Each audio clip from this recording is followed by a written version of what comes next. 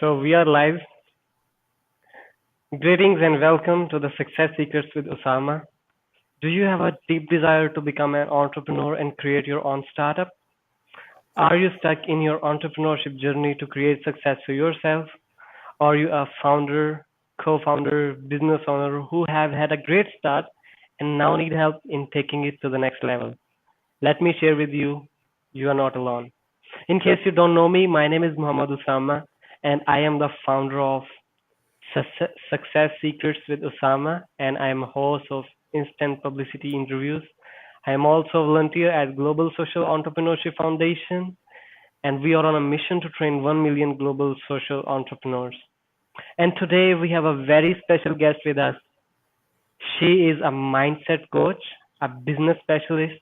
She have an amazing life story, and she is going to reveal amazing success secrets with us today. She is Vicki Ostrowski. So please join me to extend a very warm welcome to our very special guest today, Vicki Ostrowski. Please welcome. From where are you joining us today? I'm joining you from Somerset in the United Kingdom.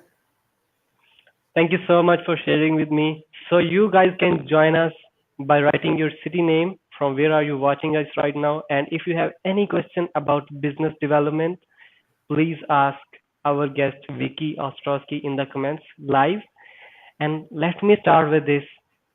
Please share with me from the beginning where you grew up, how was your student life, and what inspired you to get started as a mindset coach later on. Okay, I started life. We lived in a very, very small village in the county of Dorset, which is the next county to where I live now. So I've not gone far. And I was the eldest of three children, and I went to just a regular state school. We weren't a particularly wealthy family. We were just an ordinary family. School was actually a really, really difficult time for me because I was always sick, and we didn't know at the time why I was always sick. So I missed lots of school. I got picked on at school because I wasn't good at things that other children were good at, because I was always sick. So I wasn't good at sports. I wasn't good at playing kind of chase in the playground at break times. So primary sort of school in my younger years was very, very difficult for me. Not an enjoyable experience at all, if I'm honest. And that's kind of my biggest memory of school at that time. Was it was difficult. It was hard. So then I moved on to high school, and that's coincided with, and all of this is kind of fundamental to where I have come to be today. That coincided with me having a heart attack at the age of 12. Which is very, very unusual. That then led to them discovering that I had a rare heart defect, which obviously then answered the question of why I'd always been sick as a younger child. And I had surgery and was given a 50-50% chance of survival. So at that very, very early age, I was very humbled by how kind of lucky I am to be here, and had a very healthy respect for the fact that we all are we're not immortal. And it also gave me a very, very sort of strong grounding to make the most of sort of whatever days we have, because tomorrow's never a given. And at the age of 12, that was something that I've become very, very passionate about. So obviously the 50-50 chance was in my favor because I'm still here. But that in turn then brought more sort of troubles to me because I missed a very, very large time at school, a whole year at school, which obviously at that age is huge. And when I returned to school, I was put with the kids that kind of weren't very good at stuff. And I know that sounds awful because everybody's different. But I was basically just kind of left to just bimble on at school. So I had two choices at that stage. I could either really give it my all and work my way back up through the school system to actually make sure that I got some good exam results at the conclusion of my high school, or I could just settle and stay where I'd been put because of my health and basically just make do. So that was really the start of my story, that I was always very, very determined to make the best of myself. And regardless of what challenges I was faced with, I was never going to let that stand in my way of success, be that at school and obviously then later in life.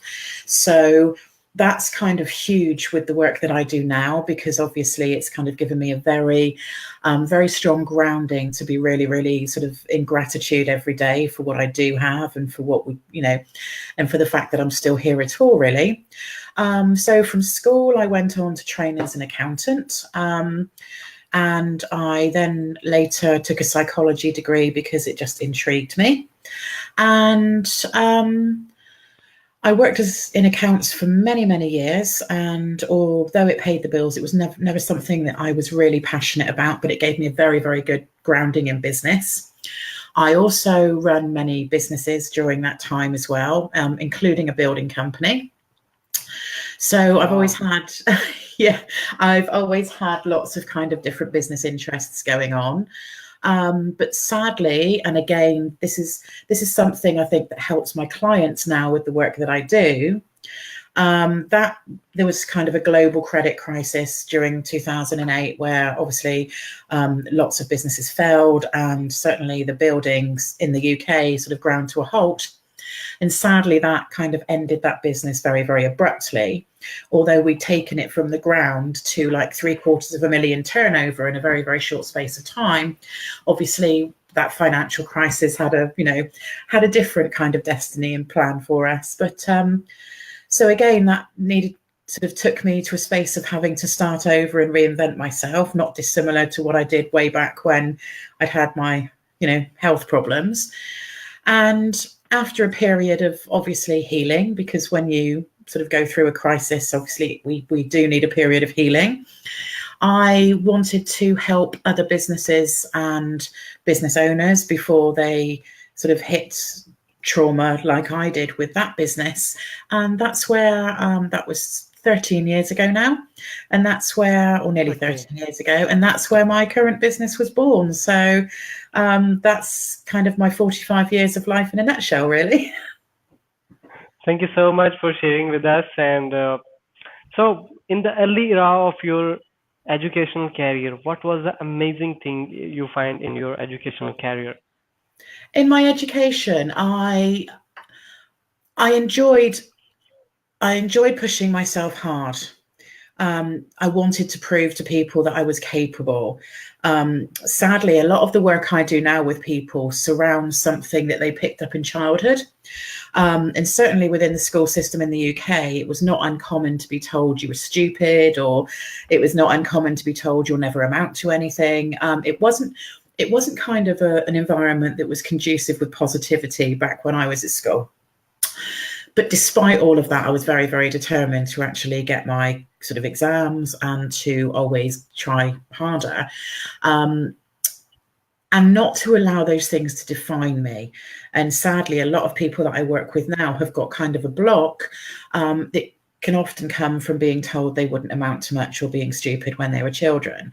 So I think my biggest defining moment at secondary school was actually sort of pushing through the barriers that they'd given me by being this sickly child, and still leaving school with some very, very good exam results, despite that not being intended for me. So that's kind of the high point of I really enjoyed secondary school. Once I'd kind of worked my way back up through those ranks, it was a really, really positive time for me. Okay, thank you so much. So, share with us, after you graduated or you completed your education, what was your first job?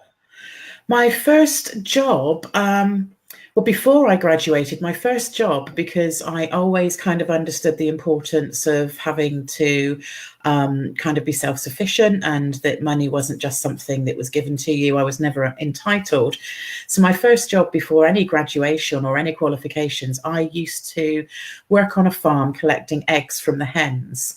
I think I got about £1 an hour for doing that. That was a long, long time ago. But it gave me independence. It gave me some money of my own, and it gave me a very, very good grounding and a very good work ethic that, sadly, we don't just get money given to us by our parents, or that's not the way it should be. And but after I graduated, I had my son very, very soon afterwards. Because it was advised that I have children very young because of my heart problems. So I had my son at 22 years old, and immediately thereafter started my own business doing accountancy, so I could look after my son and also do my business and do what I trained to do around that. And that was the start of my journey. And I've only very, very briefly worked for an employer within all of those years, and my son is now 22. Wow. And in a very, very brief period of time, I actually went into employment, decided it wasn't for me because I'd always been my own boss. And I'd done the accountancy right up until sort of 13 years ago. Right. So, what was the secret roadmap you followed to achieve financial success in your life? The secret roadmap is, there is really no secret. It's just determination and consistency. That's what I would say my secret is. Sadly, when we see people that we think have been an overnight success, we don't actually take into account that those people have worked really, really hard for probably 3-4 years or more before they kind of appear to the world as an overnight success. So when I started my first business, bearing in mind I was 22 years old with a new baby, I didn't really know what I was doing. I knew how to do accounts, but I didn't really know how to run a business. So there was lots of kind of hiccups along the way. There was kind of lots of tears and tantrums that I wasn't getting clients and I wasn't, So I think my secret roadmap to financial success is just consistency and persistency, and not expecting to be a new business and to turn over £10,000 in your first month, because it's not going to happen. But if you're consistent and persistent, that time does come. And and I think just to be realistic and also to have a plan. That's one of my mistakes I made when I started my first business. I thought I would just get a customer, do accounts, and it would all take care of itself. But you do need, even if it's quite a loose plan, you do need some kind of plan. You wouldn't, after all, go on a massive long road trip without a map or a sat nav, would you? Because you just end up getting lost. And that's kind of one of the fundamental points I think that a lot of people miss. They have this amazing idea, but turning it actually into a formal business is sort of more of a challenge for them. So I wouldn't say that there was sort of any specific secret, but it is just to be consistent. And if you really believe in something and you want to do something really, really strongly, it's just don't give up. And everybody sadly will have an opinion, and you will always meet people that will say, oh, no. And you may have experienced this also. Oh, you don't want to do that. Why don't you get yourself a nice proper job? Or, everybody will have an opinion. Stay true to yourself and stay true to your vision, and you will achieve amazing things. Right. So, in short, consistency and just choose one way to go and keep moving. Your time will come, right? Absolutely. Amazing. So, what advice you will give our viewers right now so they can win in business? So they can win in business. One of the things I think that comes up time and time again for me with my clients, one of the best pieces of advice I can give you is do what really inspires you. So it's all very well and good seeing somebody that you know doing really well at a certain business, but if whatever it is that they're doing isn't something that you're passionate about, you'll never quite hit the sort of, the sweet spot with it, because it's not inspiring, not to you. Just because it was making them money, if your heart and soul's not in it, then it's not necessarily going to make you the same amount of money. So that's one of my first pieces of advice, is make sure it's something that really, really lights you up and something that you're really passionate about. It's so much easier to take the rough times if it's something that you truly believe in. Awesome. So later on, you get started with your own business, So how you come up with the idea of starting your own business and not doing a job, just getting paid for whatever you work for hours? Why you put the energy to get started with your own business? Two things really. Back then, which was a very, very long time ago, anybody who had health problems, employers weren't particularly keen on. So obviously, if I went to to see an interviewer for a job, and there was me having had major heart surgery and 6 people who hadn't. They were never going to take me on. So essentially I had become unemployable by having that problem. And also I had a young baby, and I didn't want to pay somebody else to look after my baby when I went out to earn money. To me, that was a complete false economy. And I was lucky enough to have the skill set that I could start my own business. So it was almost an accidental thing to begin with, but I certainly would never change that for the world. It was the best thing I ever did. Awesome. So, facing all the challenges and running your own business, please share with us why you're happy in your life.